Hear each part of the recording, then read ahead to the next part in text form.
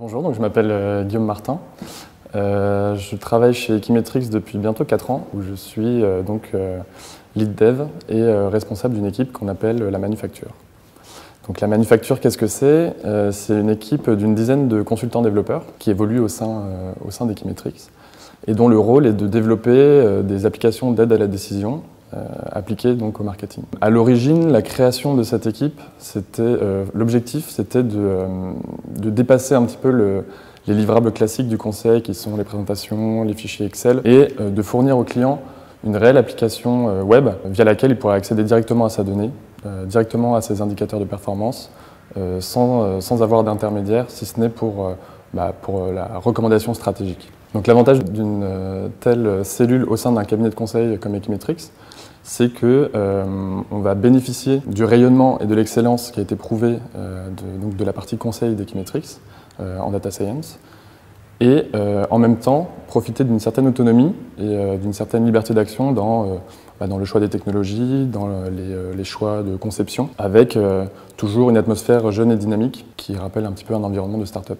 Concernant les technologies qu'on utilise à la manufacture, on utilise essentiellement Ruby on Rails côté serveur, mais on a pris la mouvance assez générale qui consiste à utiliser Ruby on Rails uniquement pour coder une API et de déléguer ensuite toute la partie front, interface, routing à un framework front. Côté front, justement, on travaille essentiellement avec Angular, on utilise beaucoup D3. Au cours de nos missions, on travaille souvent avec de la donnée qui est non structurée, donc c'est pourquoi on s'est orienté assez naturellement vers MongoDB, qui était plus adapté pour ce type de données-là. Donc concernant les enjeux techniques qu'on rencontre dans la manufacture, je pense qu'ils sont de deux ordres principalement. Le premier, ça va être au niveau du back-end. Notre objectif, c'est vraiment d'intégrer un maximum d'intelligence dans nos applications. Pour ça, ça veut dire parfois implémenter des algorithmes de machine learning dans des microservices, les faire communiquer entre eux. Donc ça peut vite devenir assez complexe, tant en termes de code qu'en termes de DevOps. Le deuxième enjeu technique, il concerne le front, parce qu'on a fait le choix de développer des outils, des interfaces sur mesure pour nos clients. Concernant les méthodologies de travail, donc comme beaucoup, on a fait le virage vers les méthodologies agiles, dont Scrum. Mais je dirais qu'on a su prendre ce qui nous correspondait le mieux dans ces techniques-là. Donc on est une petite équipe, la taille des projets varie énormément d'une mission à l'autre.